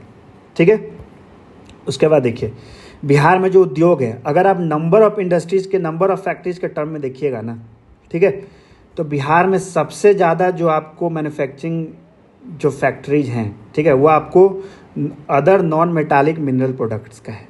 ठीक है, other non metallic mineral products का है। ठीक है, तो other non metallic mineral products में क्या क्या आ जाते हैं आपको, सीमेंट, लाइम और प्लास्टर। ये एक बात ध्यान रखिएगा, ये हम आपको इन्वेस्टमेंट के टर्म में नहीं बता रहे, ये नंबर ऑफ फैक्ट्रीज के टर्म में बता रहे हैं। अगर आपसे पूछा जाए कि बिहार में सबसे ज़्यादा फैक्ट्रीज, अगर नंबर ऑफ टर्म, अगर आप टोटल नंबर के टर्म्स में बात कीजिएगा, कुल संख्या के संदर्भ में अगर बात कीजिएगा, तो उसमें आपको नॉन मेटालिक मिनरल प्रोडक्ट्स कहा जाता है। ठीक है, तो नॉन मेटालिक मिनरल प्रोडक्ट्स में कौन कौन सी चीज़ें आ जाती है, सीमेंट आ जाता है, लाइम आ जाता है, प्लास्टर आ जाता है। ठीक है, उसके बाद अगर आप देखोगे, इसके बाद कोई किसका आपको कंट्रीब्यूशन रहता है, अगर नंबर ऑफ फैक्ट्रीज में देखोगे तो इसमें आपको, इसके बाद अगर आप देखोगे ना, तो इसमें आपको आता है फूड जो प्रोसेसिंग फैक्ट्रीज है ना, उसका नंबर आता है। ठीक है, तो ये हम आपको नंबर ऑफ फैक्ट्रीज के टर्म में बताएं। तो सबसे ज़्यादा किसका होता है, नॉन मेटालिक मिनरल प्रोडक्ट्स का होता है। ठीक है, अगला देखिए एग्रो बेस्ड इंडस्ट्रीज। ठीक है, रीगा मिल सीतामढ़ी में जो बंद था उसको खोला गया है। ठीक है, बिहार सरकार आपको 2024-25 में sugar cane mechanisation scheme launch किया। कॉम्फेड आप जानते होंगे, Bihar State Milk Cooperative Federation Limited, जो सुधा के नाम से जिसको आप लोग जानते हैं, इसका स्थापना कब हुआ, 1983 में हुआ। ठीक है, नॉन एग्रो बेस्ड इंडस्ट्रीज, गैर कृषि आधारित उद्योग। आपसे पूछा जाए कि अगर बिहार के कितने जिलों में आपको स्पेशलाइज्ड हैंडलूम प्रोडक्ट्स बनाया जाता है, तो वो आपको 14 जिलों में। ठीक है, बिहार के 14 जिले आपको स्पेशलाइज्ड हैंडलूम प्रोडक्ट्स को बनाने में इन्वॉल्व हैं। ठीक है, तो ये आपको हो गया एग्रो बेस्ड इंडस्ट्रीज और नॉन एग्रो बेस्ड इंडस्ट्रीज। ठीक है, उसके बाद देखिए बिहार सरकार आपको है ना कुछ प्रायोरिटी सेक्टर आइडेंटिफाई किया है बिहार की इकोनॉमिक ग्रोथ के लिए। ठीक है, तो उसमें कौन कौन से आ जाते हैं, food processing, tourism, small machine manufacturing, ITS, electronic hardware and manufacturing, textiles, plastics and rubber, renewable energy, health care, leather और टेक्निकल एजुकेशन। ठीक है, पीछे हम आपको क्या बताए थे, नंबर ऑफ फैक्ट्रीज के टर्म में आपको हम एक फैक्ट बताए थे। ठीक है, यहाँ पर अगर आप देखोगे कि सेक्टर वाइज इन्वेस्टमेंट के टर्म में अगर आप देखोगे ना, तो बिहार का सबसे बड़ा सेक्टर कौन सा हो जाता है आपको, फूड प्रोसेसिंग हो जाता है। ठीक है, सबसे ज़्यादा इन्वेस्टमेंट किस सेक्टर में आपको लगा हुआ है, फूड प्रोसेसिंग सेक्टर में लगा हुआ है। ठीक है, और 2023-24 में भी आपको सबसे ज़्यादा जो इन्वेस्टमेंट आया ना, वो आपको फूड प्रोसेसिंग में ही आया। ठीक है, फूड प्रोसेसिंग में ही आया। तो आपको दोनों चीज़ में कंफ्यूज नहीं होना है। नंबर ऑफ फैक्ट्रीज के टर्म में पूछा जाए तो आपको नॉन मेटालिक मिनरल, जिसमें सीमेंट, लाइम ये सब आ जाता है। ठीक है, अगर इन्वेस्टमेंट के टर्म में पूछा जाए तो वो कौन सा आपको सेक्टर है जिसमें सबसे ज़्यादा आपको बिहार में आपको पैसे आते हैं, वो आपको है फूड प्रोसेसिंग। ठीक है, उसके बाद देखिए स्टार्टअप इकोसिस्टम। बिहार में आपको 4 पिलर पे आपको बिहार का आपको स्टार्टअप इकोसिस्टम है, जिसका नाम है आपको युवा। ठीक है, उसके बाद देखिए आपको 15 लाख आपको पोस्ट सीड फंड भी आपको स्टार्टअप में बिहार को प्रमोट करने के लिए आपको मुहैया कराया जाता है। ठीक है, उसके बाद 36 स्टार्टअप सेल बिहार के 38 जिलों में उसको इस्टेब्लिश किया है। ठीक है, आपको एक नया कोर्स पे शुरुआत किया गया है Chandragupta institute of management Patna में। ठीक है, बिहार सरकार ने आपको funds of funds small industry development bank of India के सहयोग से आपको 150 करोड़ रुपए का फंड ऑफ फंड्स स्टार्टअप को प्रमोट करने के लिए भी उसको भी शुरू किया है। ठीक है, और DPIIT का जो स्टार्टअप के लिए जो रैंकिंग है ना, उसमें बिहार आपको इमर्जिंग इकोसिस्टम से कहाँ पर आ गया है, एस्पायरिंग लीडर पे आ गया है। ठीक है, इमर्जिंग इकोसिस्टम से कहाँ पर आ गया है, एस्पायरिंग लीडर पे आ गया है। ठीक है, उसके बाद देखिए 5वां chapter labour employment and skill. Labour force participation rate Bihar का कितना है, 55%। मेल का कितना है, 78.5%। फीमेल का कितना है, 32%। रूरल एरिया में देखेंगे तो मेल का कितना है, 79.2%। फीमेल का कितना है, 33.5%। ठीक है, उसके बाद देखिए urban area 71.9%, female 18%। Labour force participation rate का हम आपको डेफिनेशन बताएं। ठीक है, कि किसी भी जगह का जो वर्किंग एज पॉपुलेशन है, ठीक है, उसका जो आपको रेशियो होता है ना, ठीक है, उसको लेबर फोर्स पार्टिसिपेशन रेट उसको बोला जाता है। ठीक है, वो जो काम करने के लिए तैयार है या जो काम की तलाश कर रहा है वो या जो काम में इन्वॉल्व है, ठीक है, उसका रेशियो जो निकालते हैं तो वो लेबर फोर्स पार्टिसिपेशन रेट है। ठीक है, जो हम आपको सारा डिस्कस किए। अगला देखिए बिहार का अनएम्प्लॉयमेंट रेट ओवरऑल कितना है, 3%। मेल का कितना है, 3.6%। फीमेल कितना है, 1.4%। अर्बन एरिया में आपको अनएम्प्लॉयमेंट ज़्यादा था as compare to rural area. ठीक है, बिहार के जो मोस्ट ऑफ मेल और फीमेल वर्कर्स हैं ना, वो क्या है, आपको सेल्फ एम्प्लॉयड है। जैसे कि किसी का दुकान है या किसी का छोटा मोटा अपना खुद का काम है ना, तो बिहार के जो मोस्ट ऑफ द मेल और फीमेल वर्कर्स हैं वो क्या है, आपको सेल्फ एम्प्लॉयड हैं। ठीक है, 81% जो मेल वर्कर्स हैं बिहार के आपको एग्रीकल्चर, फॉरेस्ट्री और फिशिंग में इन्वॉल्व है। ठीक है, 81% मेल वर्कर्स आपको बिहार के एग्रीकल्चर, फॉरेस्ट्री, फिशिंग और कंस्ट्रक्शन सेक्टर में है। ठीक है, तो एग्रीकल्चर, फॉरेस्ट्री और फिशिंग में आपको 42.7% और कंस्ट्रक्शन सेक्टर में 25.4%। ठीक है, अगला देखिए स्किल डेवलपमेंट। बिहार में आपको पटना में आपको एक मेगा स्किल सेंटर का स्थापना किया जाएगा। ठीक है, 2023 के world skills mega skill centre in Patna. ठीक है, 2023 के वर्ल्ड स्किल्स कंपटीशन में बिहार ने कितना मेडल जीता, आपको 13 मेडल जीता, 4 गोल्ड, 2 सिल्वर और 5 ब्रोंज। ठीक है, बिहार स्किल डेवलपमेंट मिशन आपको पटना म्यूनिसिपल कॉरपोरेशन के साथ आपको महिलाओं को स्किल बनाने के लिए आपको एक इनिशिएटिव शुरू किए है। ठीक है, उसके बाद देखिए 6वां चैप्टर फिजिकल इंफ्रास्ट्रक्चर। बिहार में आपको लगभग 3 लाख किलोमीटर का रोड नेटवर्क है। ठीक है, जो आपको बिहार को पूरे देश में आपको किस नंबर पे लेके आता है, 8th रैंक पे। ठीक है, अगर रोड नेटवर्क में अगर बिहार का रैंकिंग पूरे देश में अगर पूछा जाए तो वो कौन सा रैंक हो जाएगा, 8th रैंक हो जाएगा। ठीक है, 8th रैंक हो जाएगा। बिहार का नेशनल हाईवे टोटल लेंथ कितना था, 130 किलोमीटर। सबसे ज़्यादा नेशनल हाईवे किस जिला से होकर गुजरती है, पटना से। सबसे ज़्यादा स्टेट हाईवे का नेटवर्क किस जिला में है, बिहार के गया में है। ठीक है, मुख्यमंत्री ग्रामीण सेतु योजना का शुरुआत 2024 में किया गया था। ठीक है, अगला देखिए बिहार इलेक्ट्रिक व्हीकल पॉलिसी। ठीक है, इसका मकसद है आपको 2030 तक, ठीक है, 2030 तक इसका मकसद है कि बिहार में आपको जितने भी व्हीकल रजिस्ट्रेशन हो नए, ठीक है, उसमें आपको ईवी का शेयर 30% तक पहुँचे। ठीक है, तो 2030 तक 30% शेयर इलेक्ट्रिक व्हीकल्स का जो नए लोग वाहन खरीदे उसमें इलेक्ट्रिक व्हीकल का शेयर 30% हो, ये सुनिश्चित करना आपको बिहार इलेक्ट्रिक व्हीकल पॉलिसी 2023 में जो आया था उसका उद्देश्य है। ठीक है, बिहार के 6 शहर को PM ई बस सेवा स्कीम के तहत चुना गया है। ठीक है, उसका नाम क्या है, पटना, भागलपुर, दरभंगा, गया, मुजफ्फरपुर और पूर्णिया। ठीक है, इसमें आपको सेंट्रल गवर्नमेंट की तरफ से इलेक्ट्रिक बसेस के लिए आपको इंफ्रास्ट्रक्चर और सपोर्ट प्रोवाइड किया जाता है। तो उसमें आपको बिहार के 6 जिलों को चुना गया है, पटना, भागलपुर, दरभंगा, गया, मुजफ्फरपुर और पूर्णिया। ठीक है, institute of driving and traffic research, driving एवं यातायात अनुसंधान संस्थान कहाँ पे स्थित है, औरंगाबाद और पटना में। ठीक है, उसके बाद देखिए चैप्टर एक्सप्रेसवे जो आपको बिहार से होकर गुजरेगा। ठीक है, Varanasi Ranchi Kolkata expressway, Gorakhpur Siliguri expressway, Patna Purnia expressway, Lucknow Haldia expressway. तो देखिए पटना पूर्णिया एक्सप्रेसवे है ना, ये बिहार का पहला एक्सप्रेसवे होगा जो टोटली आपको बिहार में ही लोकेटेड होगा। ये नाम से आपको पता लग रहा होगा, ठीक है। और अभी केंद्र सरकार ने इसको नेशनल एक्सप्रेसवे का भी दर्जा दिया गया है, ठीक है। तो इसको नेशनल एक्सप्रेसवे 9 के नाम से जाना जाएगा। क्या नाम से जाना जाएगा? नेशनल एक्सप्रेसवे 9 के नाम से जाना जाएगा। तो टोटल कितने एक्सप्रेसवे बिहार के थ्रू पास करेंगे? 4, ठीक है। इंडो नेपाल बॉर्डर प्रोजेक्ट, ठीक है। ये बिहार के कितने जिलों से होकर गुजरेगी? 7 डिस्ट्रिक्ट ऑफ बिहार। उसका नाम हमने आपको यहाँ पे बताया हुआ है, ठीक है।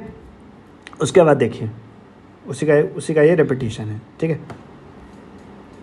Motor vehicle registration in Bihar, ठीक है। ये आपको टोटल जो ट्रांसपोर्ट व्हीकल है उसमें आपको बिहार का रैंक कितना है? 5th है, ठीक है। टोटल जो ट्रांसपोर्ट मोटर व्हीकल रजिस्ट्रेशन में बिहार का नंबर कितना है? 5th है, ठीक है। अगर टोटल ओवरऑल जितने भी मोटर व्हीकल हैं, जैसे कार हो गया, बाइक हो गया, ठीक है, बस हो गया, तो उन सब में अगर बिहार का रैंकिंग अगर आप देखिएगा तो कितना है? 7th है, ठीक है। ट्रांसपोर्ट मोटर व्हीकल में बिहार का रैंक कितना था? 5th था। अगर ओवरऑल मोटर व्हीकल जिसमें बाइक कार सब कुछ आ जाता है उसमें बिहार का रैंकिंग कितना था? 7th था, ठीक है। अगला देखिए e governance, teledensity Bihar का ये बहुत इंपॉर्टेंट हो जाता है। कितना था? 55.59%, ठीक है। इंटरनेट डेंसिटी कितना था? 42.1%। National institute of electronics and information technology कहाँ पे लोकेटेड है? बिहटा, पटना में। इसका 2 सेंटर कहाँ पे खुला है? बक्सर और मुजफ्फरपुर में, ठीक है। दूरसंचार घनत्व और इंटरनेट घनत्व, ठीक है। उसके बाद देखिए ई गवर्नेंस के कुछ इंपॉर्टेंट इनिशिएटिव, जैसे ई शिक्षा कोष एजुकेशन के लिए है। चक्र आपको बिहार पुलिस के द्वारा ऑनलाइन क्रिमिनल डेटाबेस के लिए शुरू किया गया। सुरक्षित सफ़र सुविधा ऐप, ये बहुत इंपॉर्टेंट है। सितंबर 2024 में इसको बिहार पुलिस के द्वारा लॉन्च किया गया, ठीक है। जिसका मकसद आपको महिलाओं को सुरक्षित सुविधा प्रदान करने के उद्देश्य से इसको शुरू किया गया था, ठीक है। उसके बाद आपको लैंड ट्रांजैक्शन के लिए ई रजिस्ट्रेशन फैसिलिटी का शुरुआत किया गया है 2024 से। बिहान ऐप, ये बहुत इंपॉर्टेंट है। ये आपको एग्रीकल्चर सेक्टर से है, ठीक है। ये बिहार में एग्रीकल्चर में आपको जो भी मार्केटिंग हो गया या जो भी आप क्रॉप्स का पर डैमेज हो गया या पेस्टिसाइड्स हो गया, उन सबको ट्रैक करने के लिए बिहार सरकार ने ऐप जो लॉन्च किया उसका नाम क्या है? बिहान ऐप। बेफिक्र ऐप आपको बिहार में फ्लड कंट्रोल के लिए है, ठीक है। ये फिजिकल मॉडलिंग सेंटर, ये बहुत इंपॉर्टेंट है, ठीक है। फिजिकल मॉडलिंग सेंटर आपको कहाँ पे इस्टेब्लिश किया जा रहा है? ये मेनली आपको जो बिहार में फ्लड कंट्रोल है, ठीक है, इन सारे चीज़ों को आपको जो डेटा मॉडलिंग होता है या रियल टाइम जो ट्रैकिंग होता है, इन सारे उद्देश्य से आपको ये फिजिकल मॉडलिंग सेंटर का स्थापना किया जा रहा है, ठीक है। तो इसको कहाँ पर स्थापित किया जाएगा? सुपौल के बीरपुर में। कहाँ पे किया जाएगा? सुपौल के बीरपुर में, ठीक है। अगला देखिए पावर सेक्टर। बिहार आपको 2018 में 100% हाउस होल्ड इलेक्ट्रिफिकेशन अचीव कर चुका है, ठीक है। पर कैपिटा बिहार में बिजली का जो कंजम्पशन है, ठीक है, जो सेवन है वो कितना आपको रहा है? 363 kVH 2024 में, ठीक है। समाधान समीक्षा और संपूर्ण पोर्टल आपको पावर सेक्टर में आपको एफिशिएंसी और प्रोडक्टिविटी लाने के लिए बिहार सरकार द्वारा शुरू किया गया, ठीक है। ये बहुत इंपॉर्टेंट है। Ultra mega power project proposed है कहाँ पे इस्टेब्लिश करने के लिए? बांका में, ठीक है। कहाँ पे? बांका में। कितना का? 4000 मेगावाट का, ठीक है। सेंट्रल गवर्नमेंट इसके लिए आपको ऑलरेडी पिरपैंती और बरहात जो कोल ब्लॉक है, ये आपको ऑलरेडी इसके लिए अलोकेट कर चुकी है, ठीक है। तो अल्ट्रा मेगा पावर प्रोजेक्ट जो 4000 मेगावाट का होगा, किस बिहार के ज़िले में प्रपोज्ड है स्थापित होने के लिए? वो बांका में है, ठीक है। उसके बाद आप ये देख लीजिएगा, ठीक है, कि ये बिहार का जो north Bihar power distribution company limited है उसको कुछ अवार्ड मिला है, ठीक है। उसका आपको प्रेस्टिजियस ग्लोबल CSR अवार्ड मिला 2024 का, ठीक है।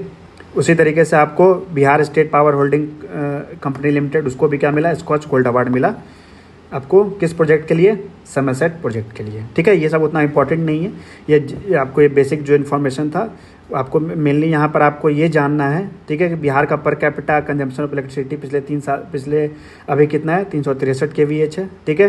Ultra mega power project 4000 megawatt का कहाँ पर स्थापित किया जाएगा? बांका में स्थापित किया जाएगा, ठीक है। इस सब के बारे में आप बस एक ओवरव्यू ध्यान में रखिएगा, वो आपके लिए सफिशिएंट रहेगा, ठीक है। रिन्यूएबल एनर्जी, ठीक है। तो बिहार सरकार का टारगेट है आपको कि जल जीवन हरियाली मिशन के तहत, ठीक है, जल जीवन हरियाली मिशन के तहत आपको 150 और 200 मेगावाट का और सोलर पावर जनरेट किया जाए, ठीक है। जिसमें से आपको 50 मेगावाट क्या है? ऑलरेडी ऑपरेशनल है। 50 मेगावाट आपको ऑलरेडी और ऑपरेशनल है, ठीक है। उसके बाद आपको स्टेट गवर्नमेंट आपको का प्लान है, ठीक है, कि हम एक आपको गीगावाट रिन्यूएबल एनर्जी के थ्रू हम आगे आने वाले कुछ समय में उसके थ्रू हम क्या करें, उसको प्रोडक्शन हम करें, ठीक है। उसके बाद देखिए आपको 150 मेगावाट का सोलर पावर प्लांट और बैटरी एनर्जी स्टोरेज सिस्टम है ना, ये आपको यहाँ पे छूट गया है, ये आपको करजा, ठीक है, लखीसराय ज़िले में इसको स्थापित किया जा रहा है, ठीक है। ये आपको स्थापित होने के बाद बिहार का सबसे बड़ा सोलर पावर प्लांट हो जाएगा, ठीक है। कहाँ पर जिसको स्थापित किया जा रहा है, करजा और लखीसराय में, ठीक है। दो चीज़ें यहाँ पर, सोलर पावर प्लांट भी और बैटरी एनर्जी स्टोरेज सिस्टम भी है, ठीक है। यहाँ पर डिस्कस किए हैं, कहाँ पे, कजरा लखीसराय में इसको स्थापित किया जा रहा है, ठीक है। और आपको बिहार सरकार फ्लोटिंग सोलर पावर प्लांट आपको स्थापित किया है। बिहार सरकार ने कहाँ कहाँ पे किया है, सुपौल में किया है और कहाँ किया है, दरभंगा में किया है। 2 जिलों में किया है, कहाँ पे किया है, सुपौल में किया है और दरभंगा में किया है। किस स्कीम के तहत किया है, नीचे मछली ऊपर बिजली स्कीम के तहत, ठीक है। नीचे मछली ऊपर बिजली के कॉन्सेप्ट, ऊपर बिजली कॉन्सेप्ट के तहत, ठीक है। तो अगर आपको सुपौल में अगर आपको एग्जैक्ट जगह कभी कभी ये लोग पूछ देते हैं तो वो कौन सा जगह है, राजा पोखर, ठीक है, और दरभंगा में, ठीक है। कहाँ पे आपको floating solar power plant Bihar में ऑपरेशनल है, सुपौल में और दरभंगा में। किस कॉन्सेप्ट के तहत या किस स्कीम के तहत, नीचे मछली ऊपर बिजली योजना के तहत, ठीक है। रूरल डेवलपमेंट, बिहार में आप लोग जीविका जानते होंगे, ठीक है। तो बिहार में आपको जीविका, जिसको Bihar rural livelihood promotion society भी बोलते हैं, ठीक है, इसकी स्थापना कब हुई, 2006 में हुई, ठीक है। मनरेगा में अगर आपसे पूछा जाए कि सबसे ज़्यादा जॉब कार्ड किसने इशू किया, ईस्ट चंपारण ने किया, ठीक है। सबसे ज़्यादा एम्प्लॉयमेंट डेज किस राज्य ने आपको, किस जिले ने आपको जनरेट किया, गया ने किया, ठीक है। उसके बाद देखिए women led individual financing for enterprise promotion, इस स्कीम का तहत इसको भी आपको किसने शुरू किया, जीविका ने शुरू किया, ठीक है। इसको किस किस जिला में पायलट किया गया था, पटना, वैशाली, नालंदा डिस्ट्रिक्ट। अगर आपसे पूछा जाए women led individual financing for enterprise promotion किसने शुरुआत किया था, इसका जीविका ने शुरुआत किया था, ठीक है। अर्बन डेवलपमेंट, देखिए ऐसा इकोनॉमिक सर्वे में ऐसा प्रोजेक्ट किया गया है, ठीक है, कि पटना में आपको सबसे ज़्यादा अर्बन पॉपुलेशन का ग्रोथ देखने को मिला है पिछले कुछ सालों में, ठीक है। पटना के बाद किसका नंबर आता है, गया का नंबर आता है। मुख्यमंत्री समग्र शहरी विकास योजना 2024-25 में इसको लॉन्च किया गया, ठीक है। उसके बाद देखिए क्लीन सर्वे 2023, इसमें आपको पटना म्यूनिसिपल कॉरपोरेशन को 1 लाख से ज़्यादा आबादी वाले बिहार के शहर में इसको पहले नंबर पर रखा गया। अगर आप नेशन वाइड रैंकिंग देखिएगा तो बिहार का कितना रैंक था, 77 रैंक था, ठीक है। 1 लाख से कम जनसंख्या वाला अगर आप म्यूनिसिपल एरिया देखिएगा तो उसमें किसका नाम आ जाता है, सुपौल म्यूनिसिपल काउंसिल का आ जाता है, ठीक है। उसके बाद देखिए मेट्रो रेल प्रोजेक्ट, आप सब जानते होंगे पटना में मेट्रो रेल प्रोजेक्ट का आपको ऑपरेशनल होने वाला है, ठीक है, वो आपको चालू होने वाला है, ठीक है। तो आपको पटना में अगर आप देखोगे तो पटना में जो रेल आपको जो मेट्रो रेल स्टार्ट होने वाला है, ठीक है, तो उसका फंडिंग देखोगे तो 20% आपको फंडिंग जो है वो आपको स्टेट गवर्नमेंट देगी, 20% आपको सेंट्रल गवर्नमेंट देगी और 60% कहाँ से आएगा, आपको जापान इंटरनेशनल कोऑपरेशन एजेंसी है वहाँ से आएगी, ठीक है। उसमें देखिए पटना में जब मेट्रो रेल जो चालू होने वाला है ना, उसमें 2 कॉरिडोर बनेंगे, ठीक है, 2 कॉरिडोर बनेंगे। तो एक कॉरिडोर की लंबाई होगी आपको 17.93 किलोमीटर, दूसरे कॉरिडोर की लंबाई होगी आपको 14.57 किलोमीटर, ठीक है। और आप सब जानते होंगे कि पटना के अलावा 4 और बिहार के नए शहर में आपको मेट्रो रेल को लाने के लिए बिहार कैबिनेट ऑलरेडी अप्रूवल दे चुकी है। तो उस 4 शहर का नाम क्या है, मुजफ्फरपुर, गया, दरभंगा, भागलपुर। मुजफ्फरपुर, गया, दरभंगा, भागलपुर। इसका भी फंडिंग पैटर्न आपको जो पटना मेट्रो रेल का है वैसा ही होगा, ठीक है।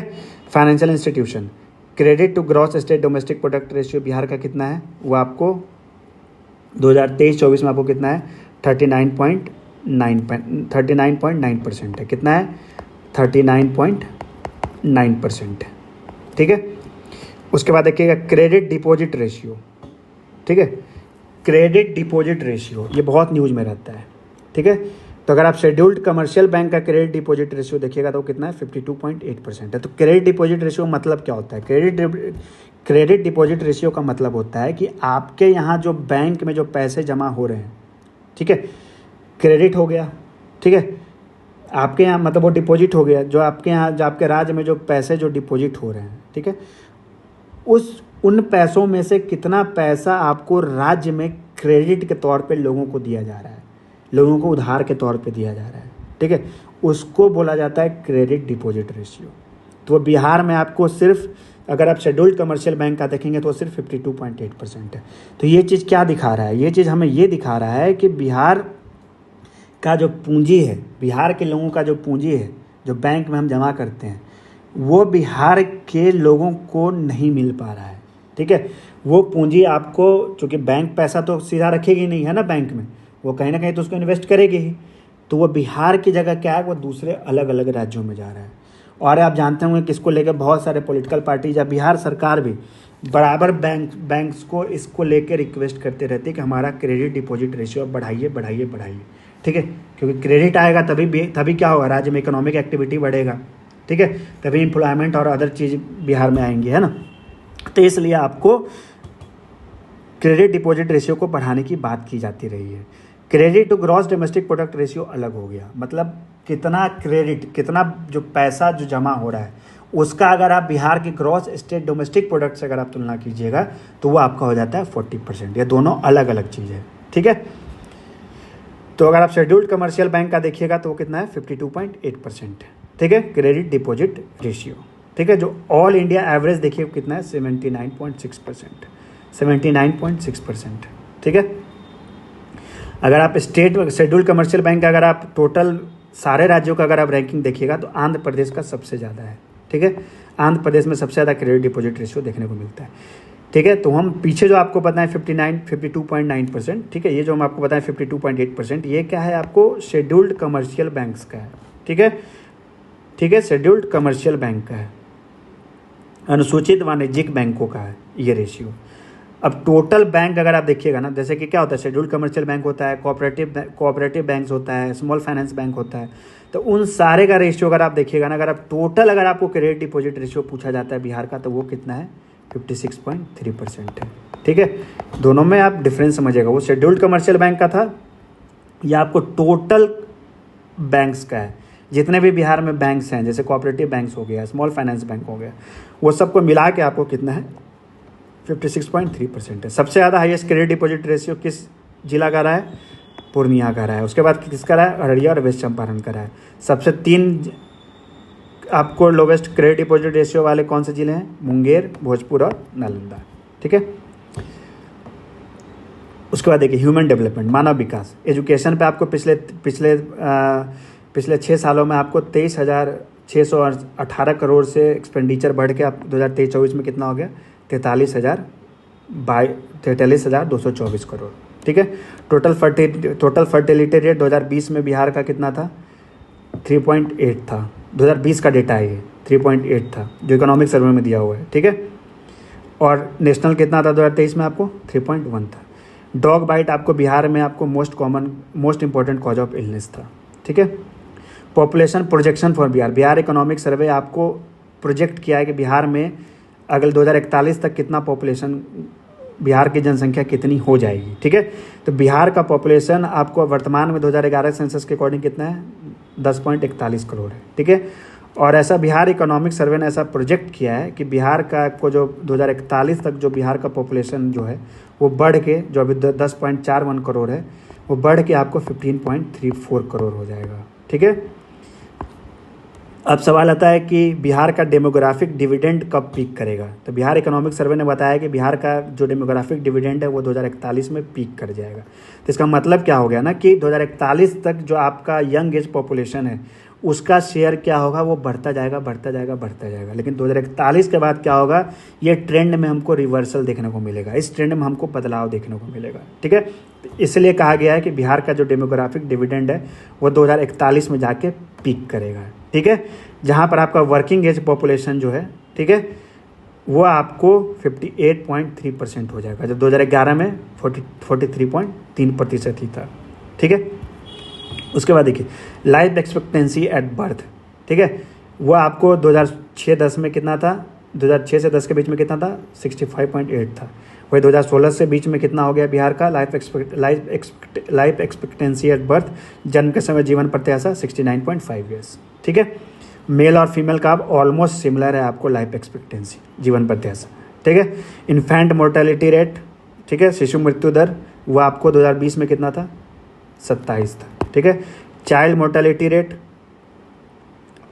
बाल मृत्यु दर 2020 में कितना था, 6.9 था। क्रूड बर्थ रेट कितना था, अशोधित जन्म दर बिहार का कितना था, आपको 25.5 पर 1000 पीपल। ठीक है, लिटरेसी रेट ऑफ बिहार आपको 2011 के सेंसस के अकॉर्डिंग कितना है, 61.8%। ठीक है, और आपको इसमें एक ये ट्रेंड आपको जो इकोनॉमिक सर्वे में दिया हुआ, आपको ये जानना चाहिए कि 1971 के सेंसस के बाद, ठीक है, 1971 के सेंसस के बाद सबसे बड़ा जो डिकेडल ग्रोथ है, सबसे बड़ा जो डिकेडल ग्रोथ है वो आपको 2011 सेंसस में देखने को मिला था। ठीक है, बिहार के लिटरेसी रेट में सबसे बड़ा डिकेडल ग्रोथ 1971 के सेंसस के बाद 2011 के सेंसस में देखने को मिला था।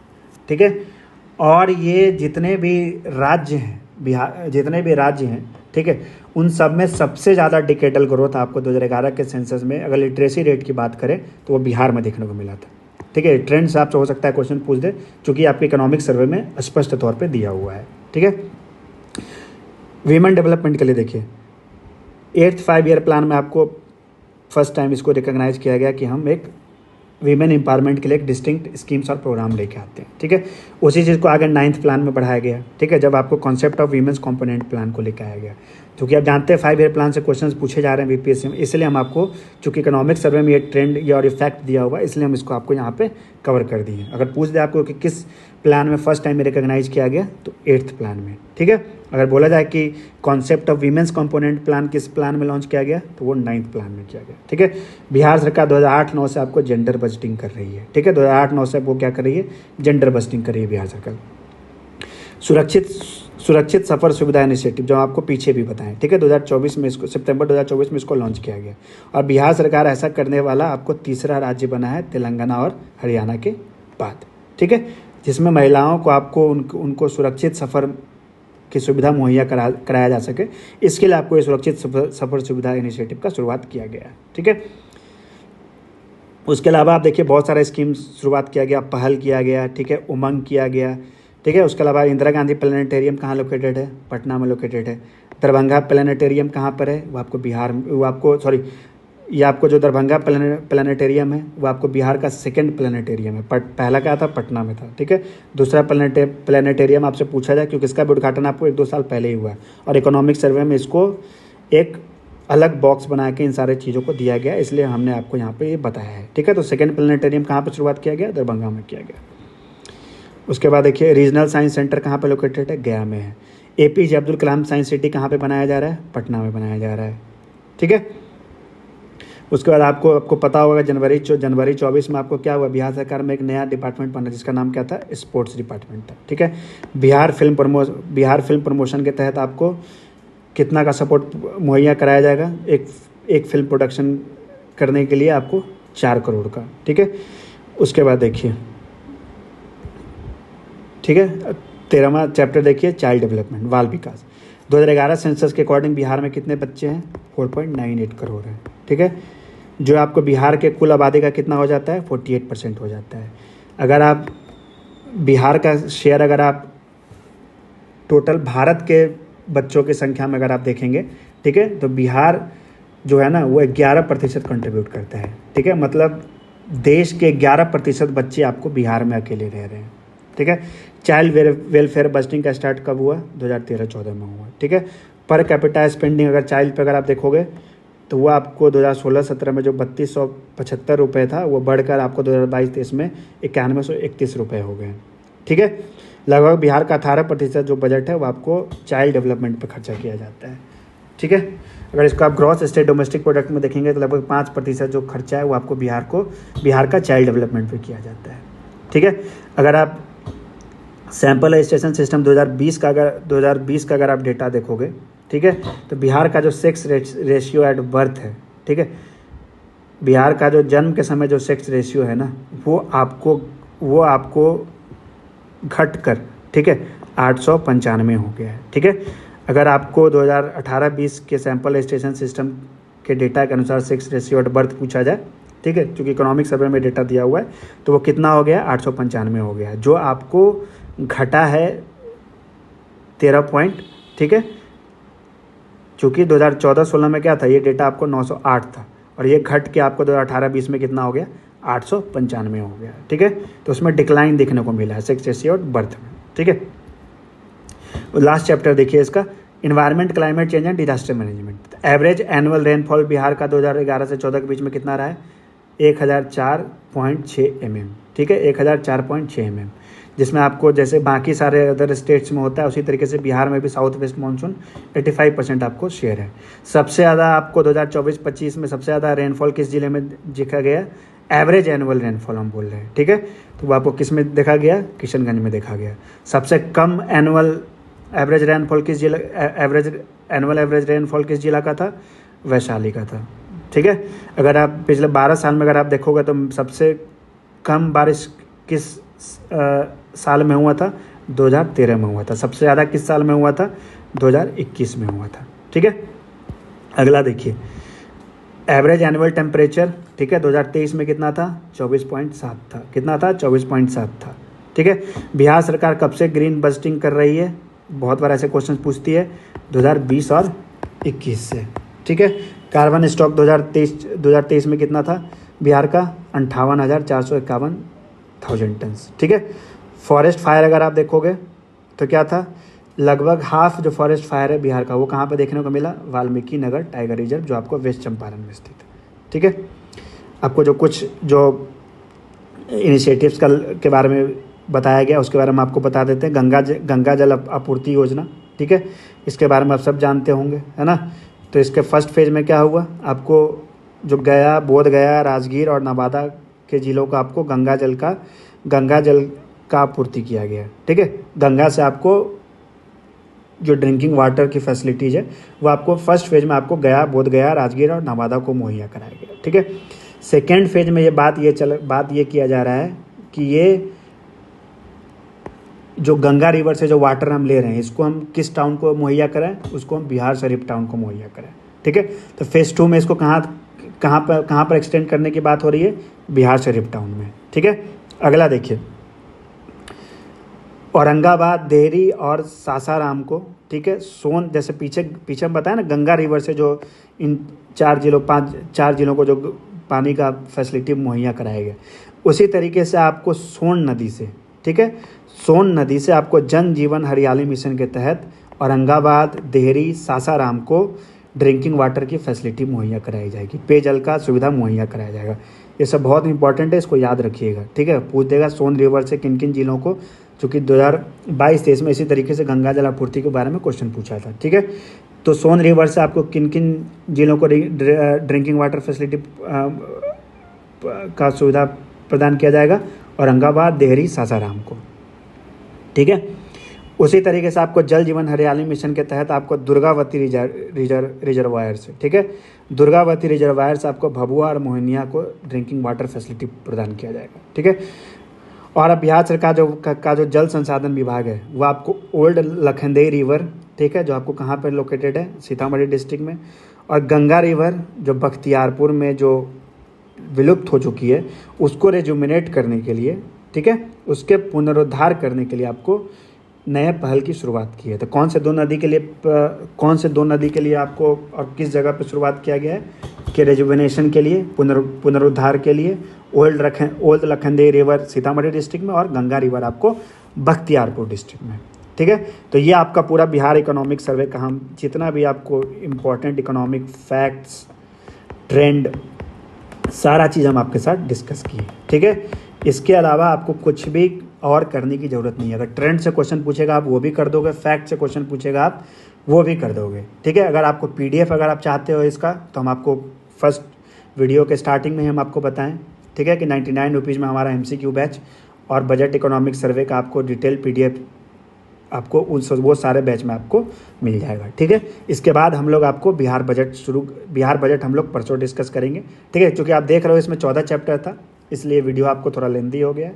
बिहार बजट हम आपको एकदम शॉर्ट एंड क्रिस्प में आपको हम वीडियो में आपको बिहार बजट सारा डिस्कस करेंगे, ठीक है। उसके बाद हम बिहार करंट अफेयर्स भी आपके साथ तुरंत ही हम उसको भी डिस्कस करेंगे, ठीक है।